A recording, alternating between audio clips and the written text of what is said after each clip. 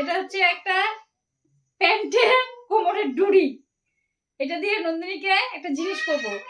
চলো তোমরাই দেখতে পারবা নন্দিনী কি হবে। নন্দিনী করবে, করব, পারবে সহ্য করতে? হ্যাঁ, কেন পারবো না? আচ্ছা। আমার মতো মেয়েটা না ভাই।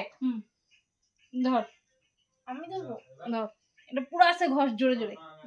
হ্যাঁ, হচ্ছে না, আরো জোরে।